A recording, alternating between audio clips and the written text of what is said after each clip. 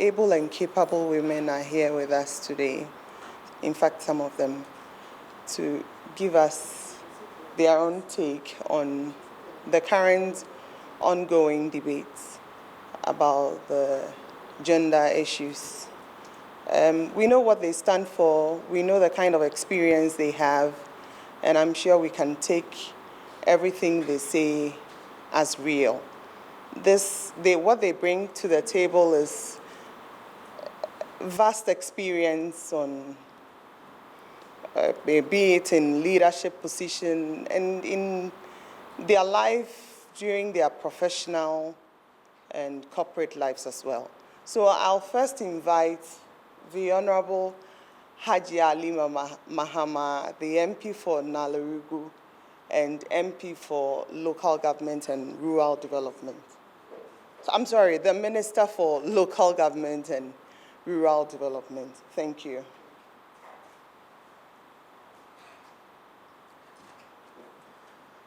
My colleague, honorable ministers, deputy ministers, members of the media, good morning. We are here today to respond to some of the comments that have arisen as a result of our president, Nana Addo Dankwa Akufo-Addo, joining the Women Deliver encounter this year.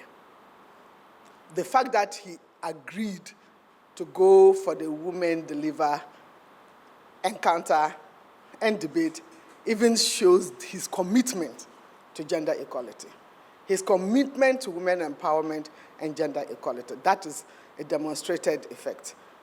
There are some people who could have been invited and they will say, we are not participating, and give reasons, or even send the Minister for Gender, or send any of his female ministers to participate. But he showed commitment to gender equality. His life has been a strong gender equality display. He's shown that in so many ways. So it is unfortunate that this happened. What did he say? People didn't even listen. People are not listening to what he said, and they didn't even put it in perspective. The president was calling for women to use our agency and mobilize to amplify ourselves in decision-making position. That's what you are saying. Use your agency, mobilize, amplify yourself in decision-making positions. That means take all the various necessary steps. Amplifying yourself could be organizing and supporting women and putting them there. Amplifying yourself could be you taking the decision that, like we have done, the three of us, and the number of women that he has ministers. We could have also sat back and then do some talks or not go down in the trenches to campaign and work. And we are all gender equality experts. We are gender equality experts, both in theory, in academic career and professional, and in practice. And at some point in time, we decided that we need to be in decision-making position to influence, move it further, move the political action further. That's where the decision-making position is. And the president, look at the context. He watched Natasha, the lady from Zambia, and he was full of admiration to her. And they said, Mr. President, Natasha, look at her. She spoke. What do you have to say to Natasha? And the president admired the way Natasha delivered. And he said, you need to be in political office. That was the context. He said, you are a politician. An encouragement to Natasha to go beyond advocacy and talking, run for office eventually, and place herself in decision-making position and respond to gender issues in the program. Now people are even talking about women empowerment, gender equality, and they say they are embarrassed, they are this. I don't even know whether they understand what is women empowerment, what is gender equality, and what is a women agency as well as amplification. Women empowerment just means strengthening women to do what they want to do. If women decide that I want to do ABC, And she doesn't have the capacity to do it, providing her skills to do that, providing her credit to do that. Like for this year, for example, the president identified disabled women, made resources available for them to participate in the economic. Farming, planting for food and agriculture, making resources available to women farmers. That is empowering women. Then when we move to gender equality is about identifying the issues that confront women and addressing them. Discrimination, ensuring that there is no discrimination in the system, ensuring that the conditions that women face, strategically or in their conditions and in their positions and all that, ensuring that we work systematically to eliminate those things. It's about issues. It's about addressing the issues that when you dissect a situation, you see that this is a gender issues. And participation in decision-making is about gender issues, because the numbers of women are not there. And there are different ways of getting the numbers of women there. It could be appointment, but it could be women also using our agency. And what is agency? We collectively mobilize them and moving out there to take action to push our agenda offer. That is agency. And what is amplification? Using our voice to do things. So the president is calling us to use that agency to amplify our voice, amplify us in decision-making position. So I just don't get it. And I'm talking as a gender equality expert in training. I've done it everywhere, and I've practiced it. All the gender equality persons in this country know me and don't know what I've done in pushing gender equality movement forward. So we are saying the context is, he's saying, look here, it's about time, women, you use your action, you use your numbers. Whether he got 52% or 1% correct, it's neither here nor there, but the fact is that we have the numbers. We have incredible numbers, and we should be able to use our numbers to push our agenda of putting women in decision-making positions. And we should be doing that now. We should be using that. While we are looking for appointment, we should also collectively mobilize. And pushing women there does not just mean only letting her be there. We sitting here. What active support do we get from gender advocates in this country? I don't know about you. I've not had any support. Even when you lose election, nobody even talks to you to comfort you. I lost election in 2008. No gender expert came to tell me that, oh, Alima, don't worry about this. Give me encouragement. Even in position, how many gender experts in Ghana have given us encouragement? And how many of them have come to provide me support services as Minister for Local Government and Rural Development? Then the president says something, they found their voice, talking about things they don't even understand, and I'm calling on them. If I talk to them, they say, well, we are not here, they were not here, and we just had our own free chance and we're talking. I want to meet them in a debate. And journalists, please set up independent panels and invite me, us, invite any of them so that I'll have the debate, in a debate. And they should not mislead the people of this country.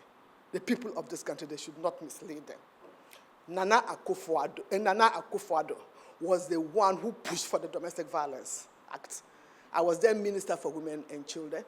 The NGO community were talking about it, the usual advocacy. It has to take political action to get the Domestic Violence Act. And he worked with me on that.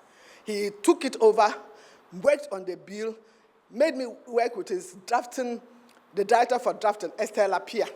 We worked on it, and I had to go through the whole country, mobilizing support for it. It wasn't an easy exercise. He stood by me. He told me, the day you bring me to cabinet, make sure I'm there to support you at cabinet level. If this is not promoting women agencies, if it's not amplifying the situation of women and giving them a voice, ensuring that there is a legal basis so that if any woman is abused, there is cause for action, there is opportunity for her to take legal action. That is the man we are talking about. After Alal in the Egyptian, I think she's an Egyptian or Libyan. After Alal, she has her own cultural background and her own perspectives. She has her own background. But no one can deny that in Ghana, we have that strong women agency and women can collectively mobilize to take action for yourself. Can you deny that? Not starting with us, our queen mothers, our market women, our people all over the place. They have always had that collective action and they move. They move. And when they move, they make sound. Women of Ghana, I'm calling you, take up that role. Use your numbers. 51 over 51, 50%. He said 52%. 51 and point something and 52. What's the difference? And why should someone say she wept? Why should someone say she wept because of that? Does that make sense to any of us? It doesn't. You wept because of that. And all the comments, Nana is a human rights activist. In fact, I was sad. Nothing concrete. No demonstration of understanding of what Nana said. Members of the press, the president is calling on Ghanaian women, for that matter, African women, for that matter, globally, telling women there are still gender issues that you need to confront. You need to be at the decision-making table to confront those issues, make those decisions. And that decision-making table, don't just wait for only appointment. Don't wait for just appointment. Use your collective numbers and take action. Use your alliance. Promote your agency. Take action. Amplify your position in decision-making. Amplify your position in decision-making positions and amplify your voice. Let your voice be heard. At Cabinet, we amplify our voices. Every woman is given an opportunity, is allowed to talk. If I have any issue to raise, whether it's even within context or not, I raise it. If I have any matter, I raise it at Cabinet. In Cabinet, he amplifies our voice. In any decision-making, he amplifies our voice. And we are most grateful to President Nana Akufo-Addo, the president who is running with gender equality agenda in Ghana. And we are grateful. Thank you. Good morning, distinguished ladies and gentlemen of the media, ministers. This is an area that is of great interest to all of us as women in this country and as gender advocates and activists. And I must thank the President for reigniting this debate. Some may have gone stale and may have forgotten about the issues, but he has challenged us, and some have suddenly found their voice. I'm glad about that, because for some of our colleagues that we were in the trenches with, like the former gender minister, Nanoye Letha, for the 8 years that her party was in office, I never heard her speak when any woman was attacked or any issue came up. On the contrary, I heard her join the line of people who lined up to sign the Free Muntie petition when the first female Chief Justice of this country was verbally assaulted and threatened with rape and all kinds of unmentionable things. And those who did that were rightly convicted. She joined the line of women who surprisingly signed a petition for those who perpetrated those acts to be freed, without saying a word in solidarity with the Chief Justice who had been attacked. Even when the judge, Supreme Court judge who sat on the case, who is now the current Chief Justice, was also attacked, they were all very quiet. I'm glad that thanks to Nana's provocative statement, they've suddenly found their voice. I will urge them to be consistent in the defense of the cause of women. And that is what would make them relevant in this area. That is what we were all taught, to advocate for the rights of all women without fear or favor, affection or ill will. And that is what we do. We speak up in defense of all women anywhere in this country when they are attacked, regardless of their political color. But for some of them, when their perceived political opponents are attacked, they suddenly lose their voices and go undercover. But when people of their own persuasion are seemingly attacked, then they find their voices. What did the President say? He said we should exhibit activism and dynamism where it matters most in getting women into political power, into parliament, and we should seize the levers of power. I take that as an encouragement that we're doing well, but we can do more. We can do better. Because, let's face it, we can do all the advocacy we want and we like. Be armchair feminists, sit on social media and scream ourselves hoarse. How is that going to effect change if we don't have the critical mass of women in decision making, in positions of authority, in a position to actually take the decisions that will change the situation that we're advocating about? We've been hovering around the 10%, 12% mark in Parliament for a long time. We've tried everything. We have cajoled, we have wept, we have pushed, we have screamed, we have presented the data, the numbers, and all that. Has that changed? We've made small progress, incremental progress. But how are we going to get that quantum leap, which will ensure that we get at least 30% of the seats in Parliament to be occupied by women? How are we going to do that? The primary selection process is about to begin. That is where the fight begins. We don't wait until 3 months before the general election before we start organizing conferences and workshops and all that and calling for women to vote for women. It's too late then. By that time, the women who would be on the ballot is already known because their primaries would have ended. If we do not impress upon our political parties to take concrete measures which will enable more women to be elected as parliamentary candidates, that's the first step. We've missed the boat. The statistics are clear. Over the years, you have just about 10% of the women contesting, being candidates for parliamentary elections. 130, 137, thereabouts, when there will be 1,300 plus men contesting. If you have just 10% of women on the ballot, you can never get more than that number in Parliament. And so that is where the fight begins, and that is what the President was talking about. We should exercise our dynamism and activism where it matters most. Let's get our women on the ballot as parliamentary candidates. And that means working with our political parties to change their mode of selection of candidates. Then we're making progress.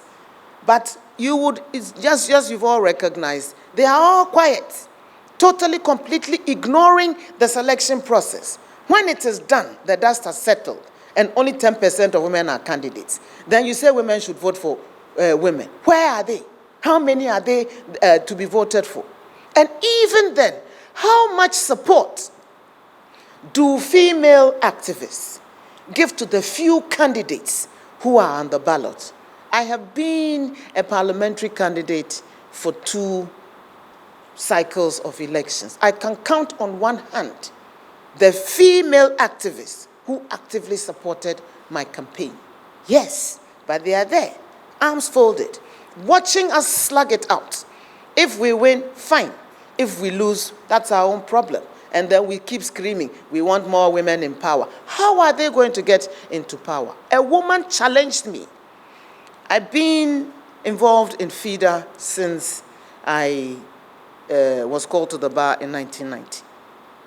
Thanks to 2 female lecturers who identified a few of us in the class and introduced us to the world of women's rights advocacy. Professor Kuyakwenye here and Henrietta Mensah-Bonsu. I thank them. Over the years, FIDA has had a women in decision-making program. And so we identify women at all levels and mentor, train, provide them with some skills to enable them to compete. Not enough. We can't give them money to support their campaign, but we give them some skills training, public speaking, exposure, and all that to train them. After the 2004 elections, I believe, we had a post-mortem to discuss what happened. And one woman, I forget her name, I wouldn't even remember her if she I know wherever she is, I thank her. She was very upset. And what she said was that we say we are women's rights advocates, and we push others to go and contest. But none of us has ever been at the forefront of fighting an election before. We don't know what we're talking about. She's tired of our theorizing. If we really believe in what we're saying, she wants to see some of us as candidates in the next election. And I told her that I really do believe in what we're doing. Because without having the critical mass of women in decision making, we will never ever be able to effect change. So I take up her challenge, and I will be a candidate in the next election.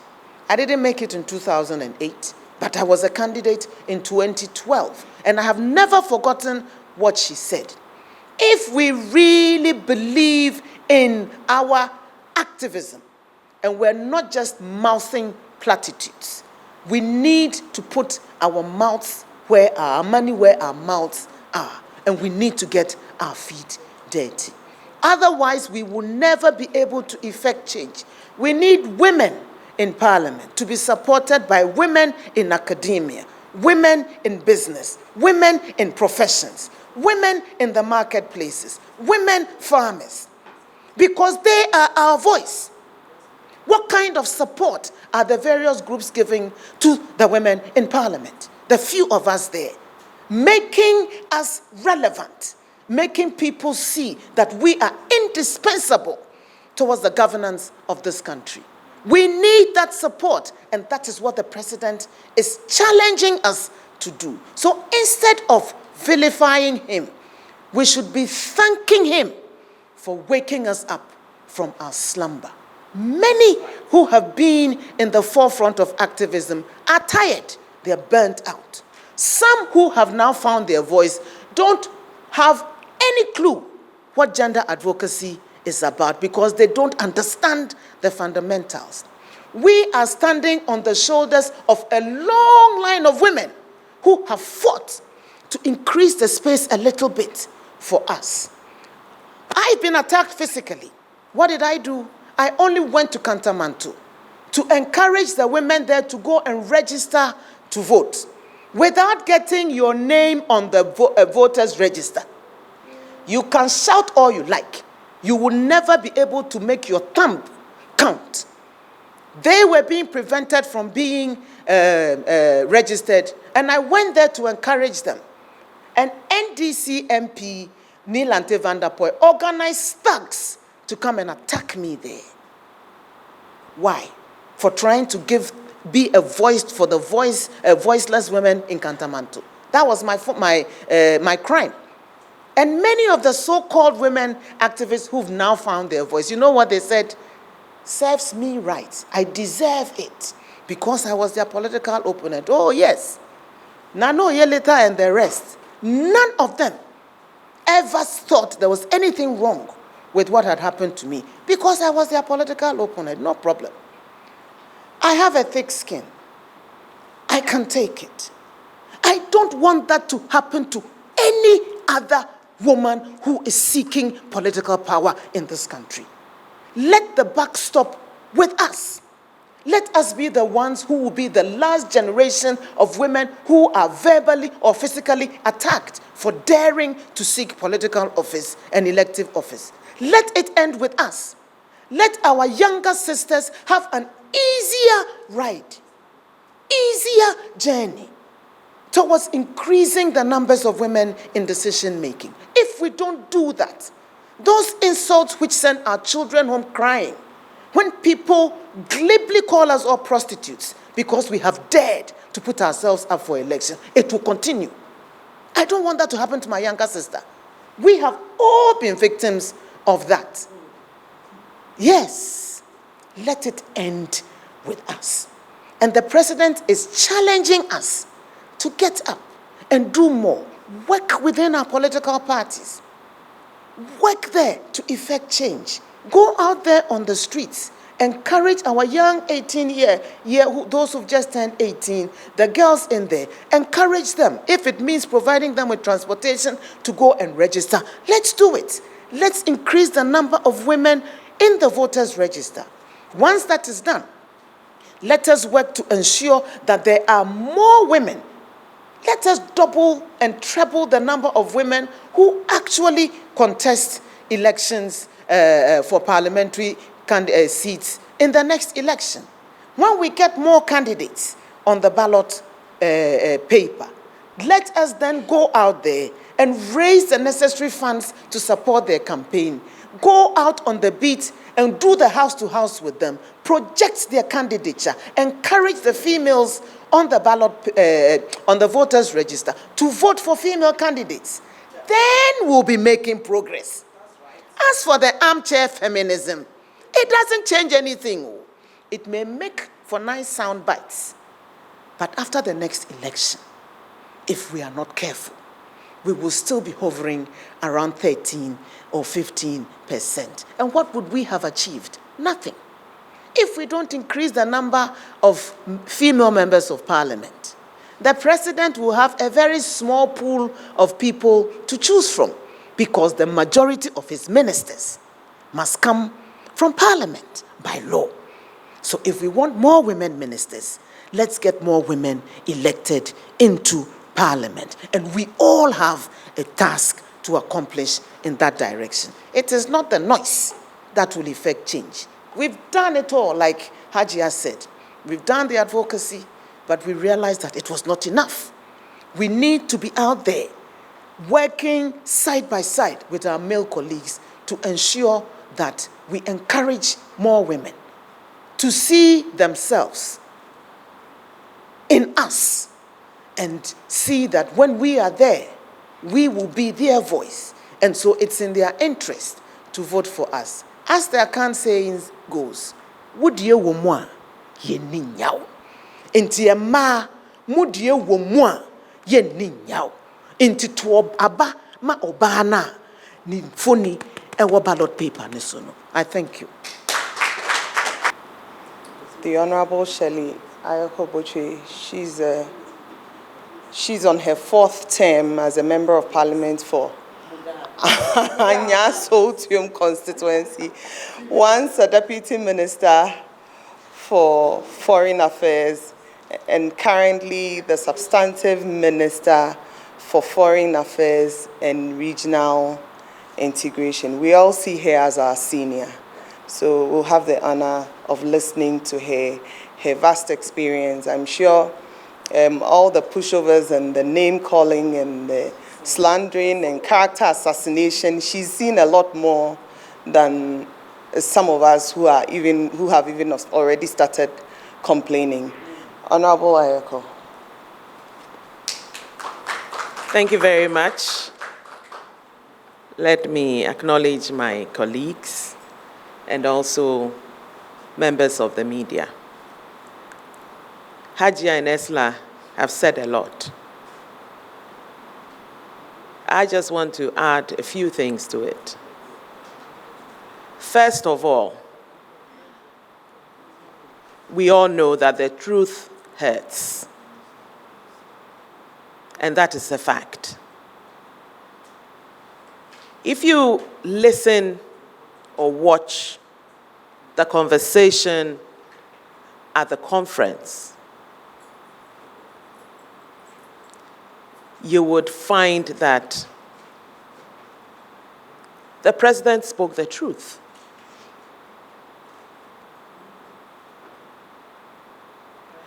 Unfortunately, we are all playing politics with it. What he said was a call to action.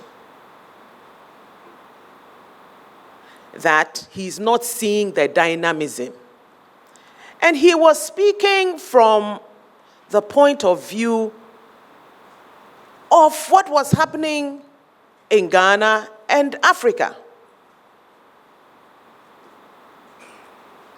We can decide to be ostriches and bury our heads in the sand and say that all is well and that we are doing all that we need to do to get our numbers up. But I tell you that if we do not act, if we are not fired up, government will put in all the policies, Government will put in all the laws, and yet nothing will change. I am surprised that all these people who are being very negative about his comments are doing so.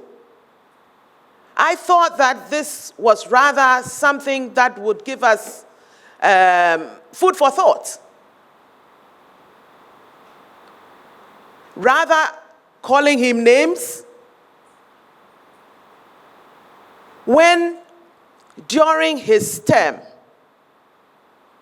his first term as president, he has 25 or 26 members of parliament who he supported. It could have been much more. Out of the 37 that we have, the female members of parliament. If you remember, when we were going for primaries, this is the man who proposed that sitting female members of parliament should go unopposed. Because once you have a certain number in hand, and you have more adding to it, then you have the possibility of getting more, or the potential is there. What did we see?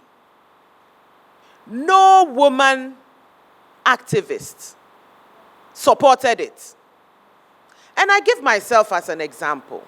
In my constituency, bus loads of people, including many, many women, went to picket to demonstrate against this decision. So the fact is that you can have all the good proposals, you can have all the good policies and laws, but if we ourselves do not get involved, are not dynamic enough to move away from just going to talk at conferences, to move away from social media to insult, and to see everything from a political lens, then unfortunately, we will not get anywhere. There were women who were part of the name calling of Lydia Lassan, bloody widow. And they did not see anything, absolutely anything wrong with that. Esla has talked about her own experience, that of the Chief Justice then. And all these people were very quiet. And then the president calls us to action. And we are all over the place to score political points, cheap political points. People say they cried. They cried because they felt ashamed that they had not acted. Not because of what he said. They should be truthful to themselves. I am fired up.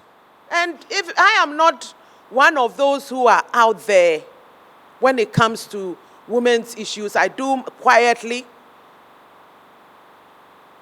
But they should be fired up. They should do more. We have so many young people who are looking up to us. And I think that we should start acting. Rather than rubbishing free SHS as a way of shoring up the numbers. You start young. Make sure that we get as many women educated, because that is one of the shortfalls of why we don't have the numbers up there. This is a president who has shown over and over and over again 19-point-something% of ministers are women. And he is the highest. But like Esla said, if we do not have that pool to choose from, for him to choose from, it will be difficult because of the Constitution. Under him, we have 25 or is it 26 female members of parliament because of affirmative action. That is affirmative action as well. Making sure that you support women to get there. Under him, the affirmative action bill will be passed into law. It's been looked at. And he keeps pushing that we hurry it up, expedite action on it for it to become law.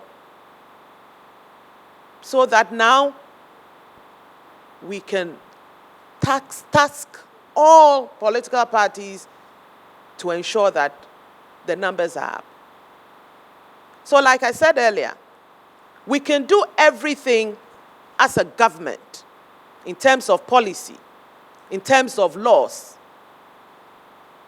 But if women in the civil society, in the NGOs, don't do anything about it, and then us, if we don't do anything about it, then unfortunately we will not get anywhere. And that is the dynamism that he's talking about. That is what we all want to see.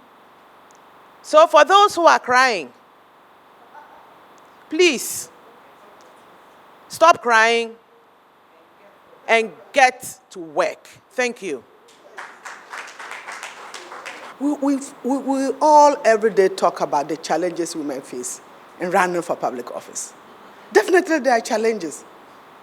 Getting support, getting the encouragement, getting the resources. And we know the circumstances in Accra, the barriers, the traditional barriers, the cultural barriers. But we are saying that there is opportunity for women to rise above those challenges. For example, I always take people on when they blame the woes of Africa on colonialism. It's about time we move forward. We don't have to keep talking about colonialism on us. Yes, it's a fact, it happened. Or slave trade, it happened. But should we just relax because of that and say, to that extent, doors have been closed to us? No. Nobody will move forward without getting up and opening the doors. So I'm telling the youth, the female youths in this country, get up, take the opportunity, build your skills, develop your dynamism, and open the doors. Don't wait for the doors to be opened for you. Doors to opportunity.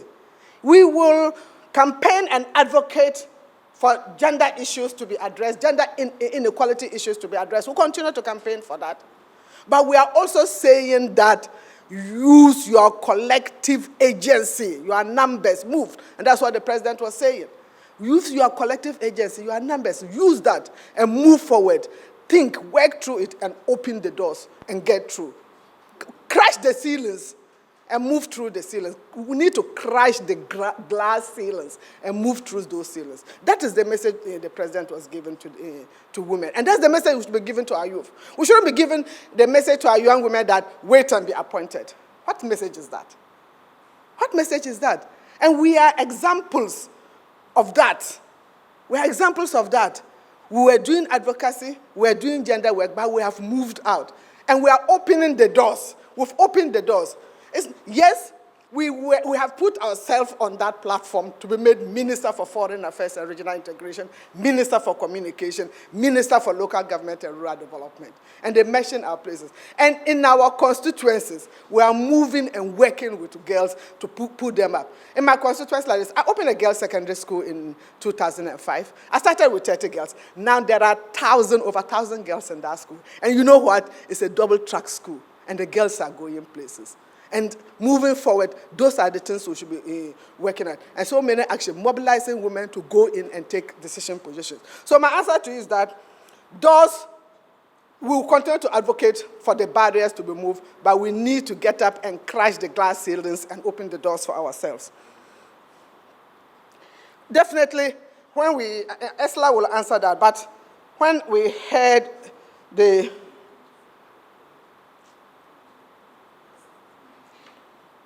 we were upset and disappointed when they were talking about all that. Definitely, you can see that I'm passionate. I'm upset and I'm disappointed in the women that the only thing they can do, find their voice when someone is talking the truth, like Minister for Foreign Affairs said, all the president said was calling us to take action. And he knows we are capable of taking action. He knows that Ghanaian women are capable of taking action. Telling us to put our voice together and amplify our voice, amplify ourselves in decision-making position. He knows we can do that, so he's telling us the truth. So definitely I was surprised, and I've said that some women even said they were crying over that. Cry over what? Cry over statistical errors, minor statistical error. What are you talking about? Is that what the women in Ghana are putting ourselves out for? We should be more dynamic than that. The activism has gone down in Ghana. We can do more. The dynamism, we can do more. The president is saying that he expects us to be more dynamic. This is a president who is open for women to take on issues and go out there and put them on the table and move for action. That's the president who is opening up the doors for us. That's the president who is saying, so that dynamism in Ghana, we can do better. We can do better about that dynamism. It's not just about going to social media and take people on. It's about going out there and pulling women along and doing things for, pulling women along, getting the right message to women. Not really doing things, but getting the right message for them and encouraging them to move forward and take action. Let them know that it's limitless. They can aspire to the highest. It's limitless. But not telling them that stay in this position, stay there and that. The women's deliver advocacy. I'm proud to say that when Mary Robinson, former Prime Minister of Ireland, was starting this women deliver program, she talked to me. She came to Ghana, called me, had a conversation with me about the woman deliver program she was going to establish. She had a conversation with me, and they even invited me for the first one. It's just that I was not able to go then. So I was very happy and excited when I heard that our president had accepted to go for this the Women Deliver program. President's communication was perfect. He sent the message out. And it takes a bold person to say that in that Women Deliver audience. He was bold and his position was perfect. That is what women need to be told. We shouldn't just sit there and cry about our problems, our issues, and that we are doing advocacy. Someone needs to tell her, do go beyond advocacy. Take that into your hands. Take that action into your hands. You have you have the knowledge, you have the skills, you have the numbers. You can mobilize. So I was happy about his communication. He said he couldn't have said it any better. And I applaud him for that bold initiative and telling women, go out there and break glass ceilings. Don't wait for doors to open to you. Thank you.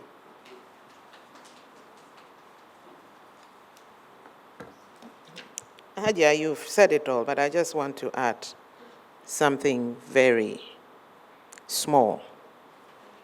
And that feminism is not about being overbearing and abusive. That surely puts people off. It is also not about being, about advocacy. Talk without action. That will not change anything. Whether the president used the right words or not,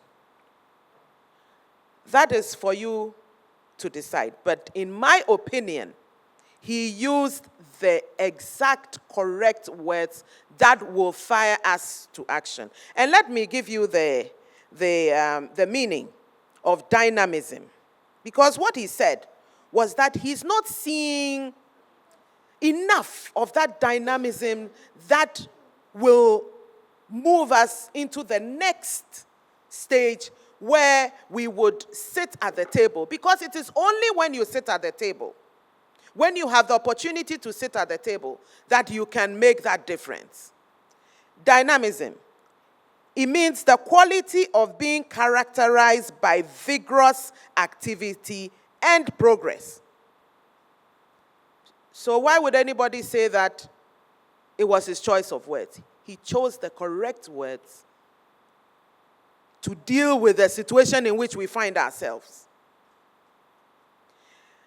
We must look at this issue of feminism and women's rights as something that is collective and not just attack, attack, attack. Other parts of the world, it failed. You have the first wave, the second wave, and the third wave, where in the beginning, it was all aggressive and attacks.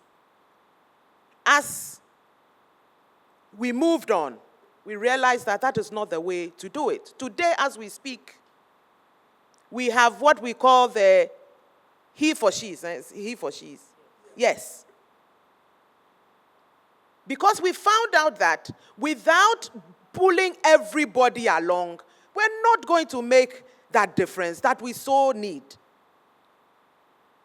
And so if we are stuck in those days, in the early, the 1800s, and yes, where we're all about insults and calling a president who has done so much and who continues to support the women's cause, calling him clueless, the majority of Ghanaians are silent. Today, a few people have taken over the airwaves and they are out there doing all these things. But majority are silent. And I can tell you that they've been put off by what is happening, by the reaction.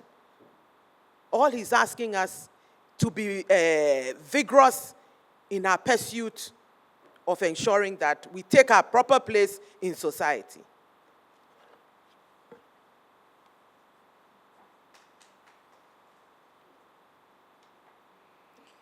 Let me just add a few words to what my colleagues have said. We seem to forget that the president is also a UN gender advocate. He understands the issues. AU gender champion. He understands the issues. He chose his words deliberately to provoke us to action.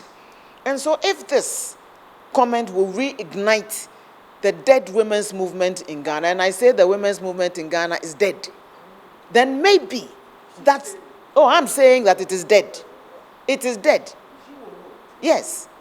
The kind of energies which we took to our work, and I was part of the group that went around the country, working on selling the domestic violence bill at the time with Hajia around the whole country.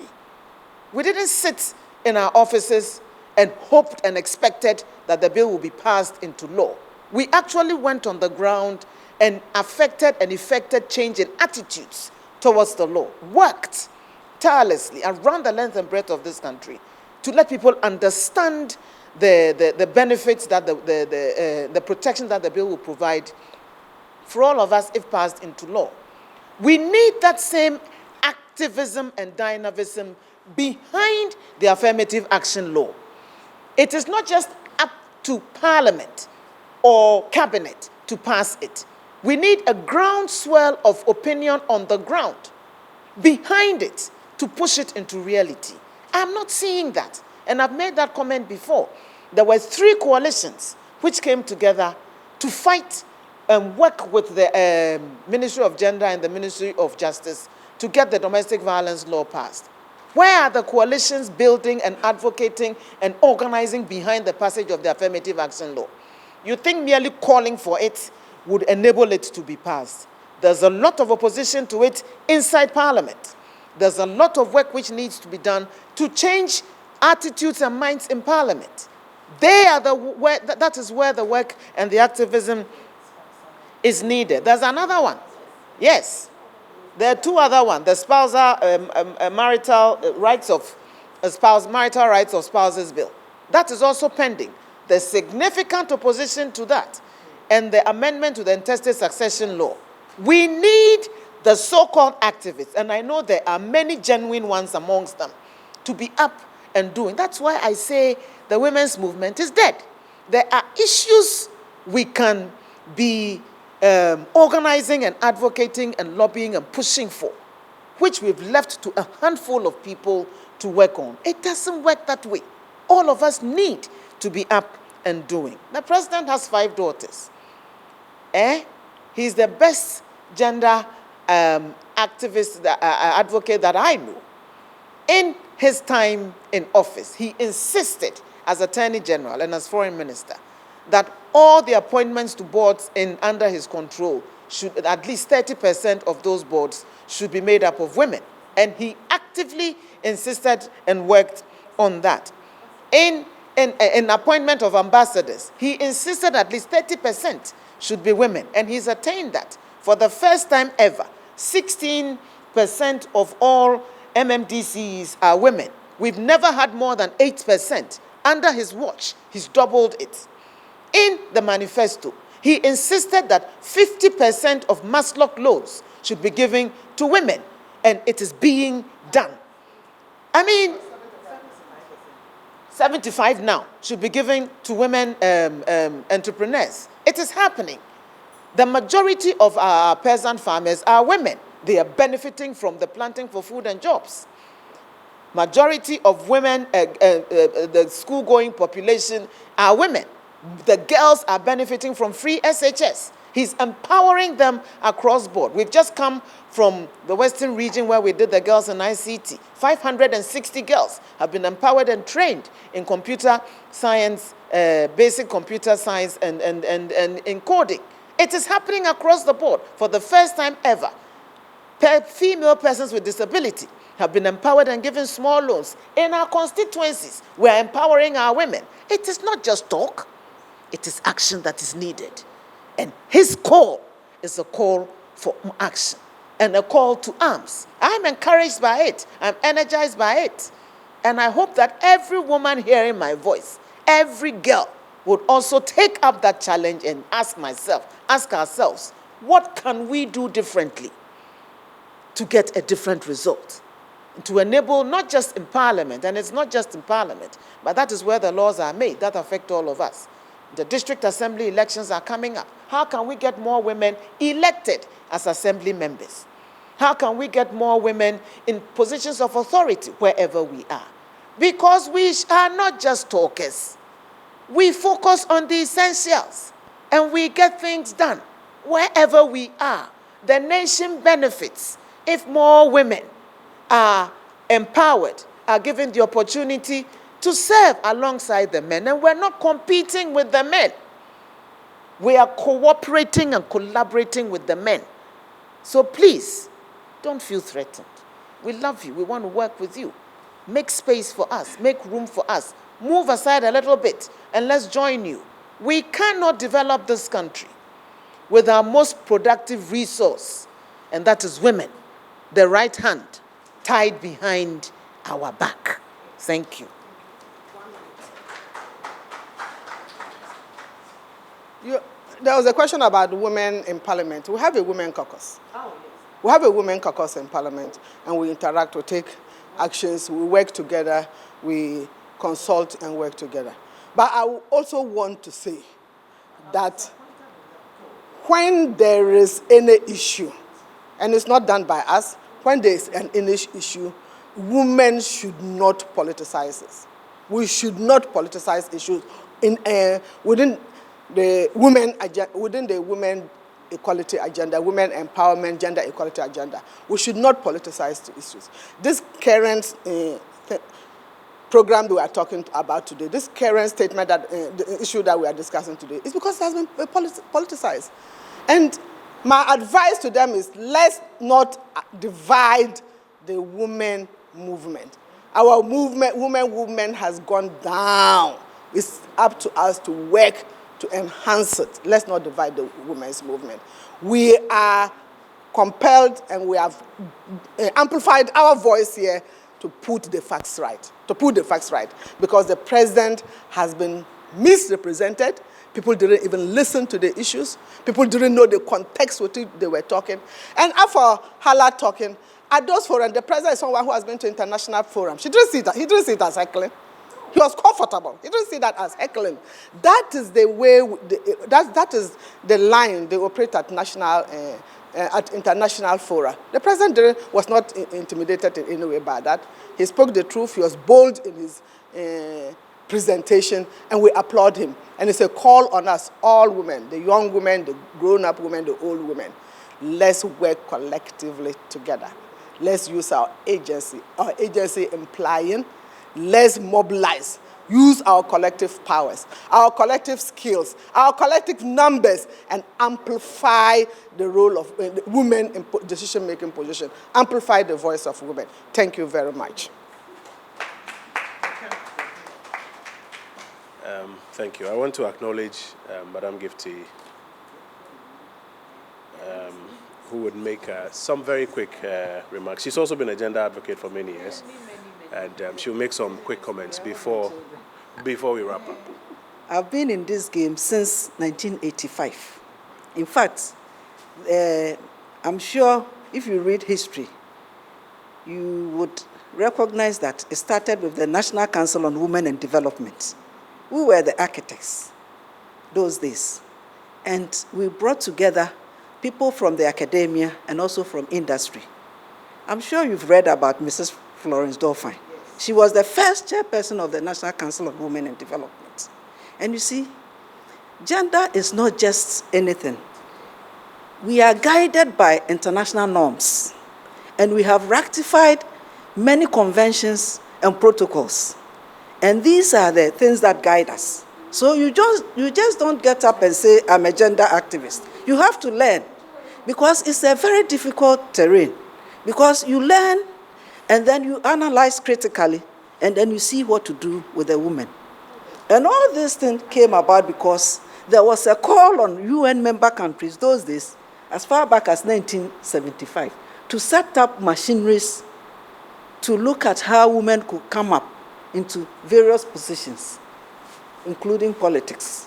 So that was when it was set up here. That was in 1975. That time it was Kutu Echampong, and it was set up with a decree. Those days, there were decrees. It was 322, I remember that. I can even quote the telephone number at the time. You see? So, it's not every woman who is a gender activist or who can speak on gender empowerment or gender issues. You have to really learn what it is. We had Professor Florence Dolphin. We had Esther Oklu. I'm sure you've heard about him. She was an industrialist. We had Justice Aniji Aji. We had, those days, law lecturer Mrs. Kunya here. And those people, they formed we had my own uncle, Professor Chumesi. They were the council members. And you see, because it's a cross-cutting theme, what we did was that we co-opted members from finance ministry, from education, from health, from employment, the relevant stakeholders. They all came together to form the council, and we were workers. We did a lot, all in the interest of women, just to lift women up. So when you see, yesterday I got calls from my colleagues that what is happening?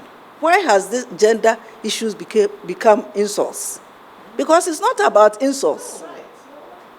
You see, it's not about insults. It's not about loud mouth. It's about analyzing the issues critically, and then looking at where whoever is at a disadvantage and lifting that person up. And when you do that, it's who? It's the woman. Because we have cultural barriers, all kinds of taboos. We are lacking in various fields, education. We have health issues. And that's what we do. And you see, through that, we're able to outlaw widowhood rights, outlaw female genital mutilation. And then we enacted, the lawyers are here, interstate succession law. It's since been reviewed. But we started it. That is what a gender activist should do. So in fact, my colleagues are saddened that all of a sudden, these things have become something else. 1998, we initiated a project called Women in Public Life. The main objective was to promote women to come to positions of authority. So, Mrs. Apalu, my boss, she was part of it. Georgie Chikata, professor now at Legon, she was part of it. And very prominent people. So at the end of the project, we went to the castle. At that time, His Excellency Professor Mills, may he so rest in perfect peace, was then the vice president. And then we went to lobby him that they should give us positions because we were technical people and all that. You know what he said? He said, you must wear the colors. But we didn't make any issue out of it.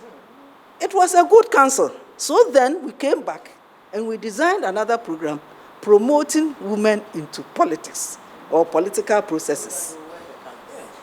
Go to the internet and Google my name. You see the papers that I've written, women's political participation. And then we went to the grassroots because that is where you practice from, the grassroots.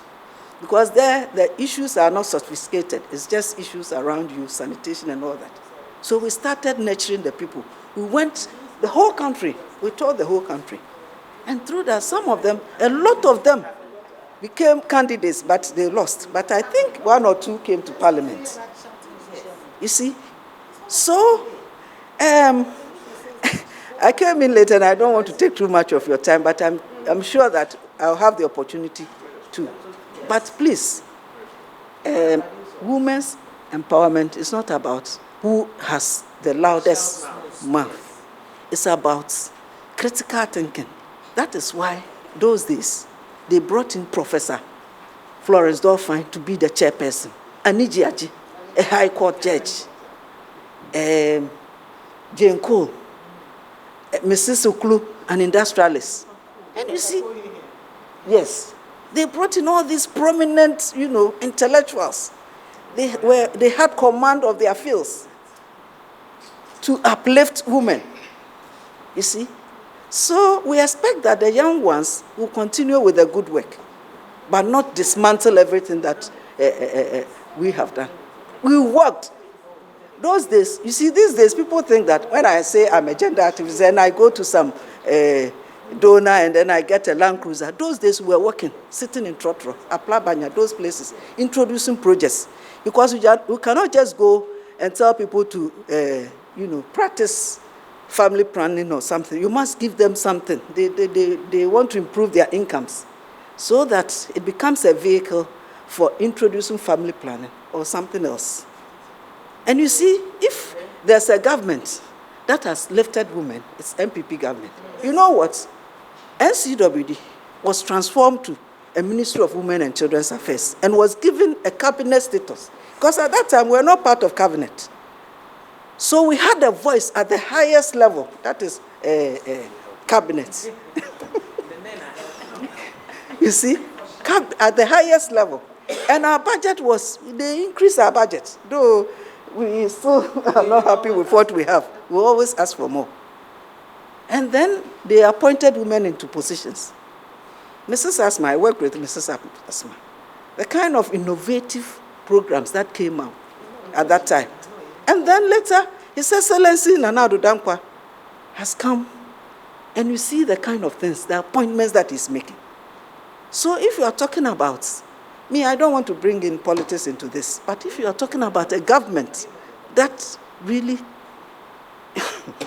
have women at heart, then, yes, and giving positions, big positions, then you yourself, thank you.